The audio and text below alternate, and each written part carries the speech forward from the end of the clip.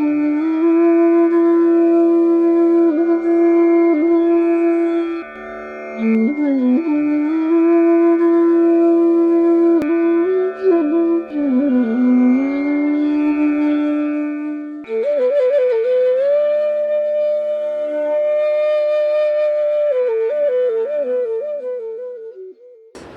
गुरु जी। प्रणाम। गुरु जी, मुझे ये समझ नहीं आता, ये जब सब लोग बोलते हैं कि प्राण गले तक जाता है, प्राण नाभि तक जाता है, मुझे इसका अर्थ समझ नहीं आता। आपने मेरी बुक्स पढ़ी हैं क्या? हाँ, थोड़ी थोड़ी, पूरी नहीं पढ़ी, थोड़ी थोड़ी पढ़ी है। चलो, सहज ध्यान योग पहली मेरी पुस्तक लिखी हुई है, उसको पढ़ के देखिए। दूसरी पुस्तक है योग कैसे करें। उसमें मैंने अपने स्वयं की साधना के विषय में लिखा हुआ है। तो मुख्य रूप से पूरा लिखता तो ढेरों किताबें बन जाती, मुख्य रूप से लिखा उसमें।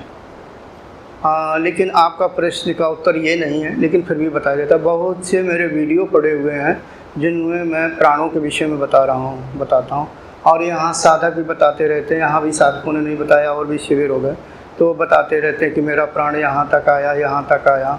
और जैसा कि वो अभी एक साधक कह रहा था, बाहर से आया था, कि मेरा प्राणों का दबाव इतना ज़्यादा होता, तो मैंने कह दिया भैया कम ही साधना कर लो, और मैं क्या बताऊं, प्राणों का दबाव बढ़ेगा। और ये एक अच्छी बात है, लेकिन उन्होंने कहा कि कम कैसे करूं, तो कम के लिए एक ही है कि भाई कम साधना करो, जबकि ऐसा नहीं करना चाहिए। जितना प्राणों का दबाव ज़्यादा होगा उसकी साधना उतनी ज़्यादा अच्छी होगी और आगे बढ़ेगी, होना भी चाहिए। मैंने ध्यान की शुरुआत में, जैसा कि एक साधक ने पूछा, मैंने नहीं बताया। होता क्या है कि जब ध्यान मन लगने लगता है और इंद्रियाएं अंतर्मुखी होती हैं, तो मैंने अभी 2 शब्दों में बताया कि मन और प्राणों का गहरा रिश्ता होता है।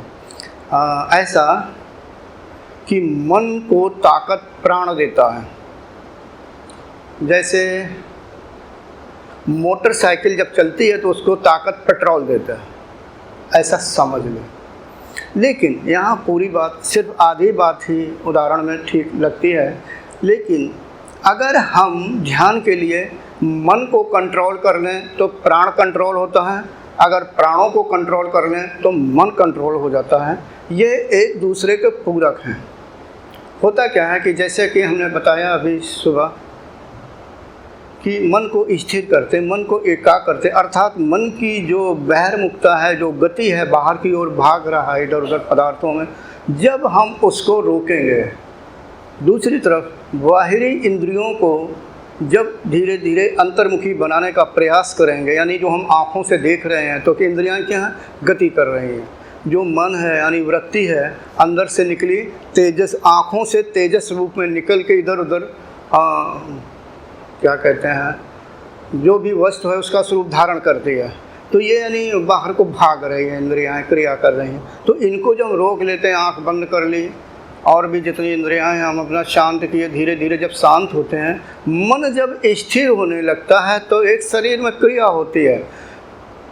जो प्राण अपनी सामान्य गति कर रहा होता, वो गति रुकने लगती है, वो भी अपने आप अंतर्मुखी होने लगता है। जैसा कि हमने बताया कि मन और प्राण की आपस में बहुत सामंजस्य है, एक दूसरे के बिना रह नहीं सकते। एक को पकड़ लो, दूसरा पकड़ में आ जाएगा, बस ऐसा समझो, एक दूसरे के मित्र हैं या पूरक हैं। तो मन को तो मैंने अभ्यास के द्वारा मैंने यानी साधक ने यहाँ पर स्थिर कर दिया, तो प्राणों की जो सामान्य गति होती है वो रुकने लगती। अब सामान्य गति में आ जाएं। सबसे पहले हमारे इस शरीर से जो प्राण हमारे शरीर में अंदर काम कर रहा होता है, दिखाई नहीं देता है वो, और दिखने की चीज़ नहीं, वो वायु तत्व है। लेकिन जो प्राण सारी क्रिया कर रहा होता है, सारी क्रियाएं जो अंदर हो रही हैं वो प्राणों के द्वारा होती हैं। अब एक ऐसी क्रिया है जो हमारे इस शरीर से प्राण बाहर भी निकलता रहता है, एक स्वभाव है। जब ये जो हम अन्न खाते हैं पचता है तो वो निम्नमुखी होकर के अधोमुखी द्वारा, मतलब नीचे से वो निकल के बाहर होता है, जो उसे हम कहते हैं अपान वायु। ये जो अपान वायु क्रिया कर रही होती है, निचले भाग से निकलती है, तो ये क्रिया बंद होने लगती है। जब धीरे धीरे अभ्यास बढ़ता है, ध्यान करते हैं, तो वो क्रिया बंद हो जाती है। जब ये क्रिया शुरुआत में बंद होगी, जब अभ्यास और बढ़ेगा तो वही अपान वायु धीरे धीरे ऊपर की ओर उठने लगती है, यानी उल्टा क्रिया करने लगा प्राण। क्यों? इंद्रियों को भी अंतर्मुखी कर दिया, प्राण भी अंतर्मुखी होने लगा।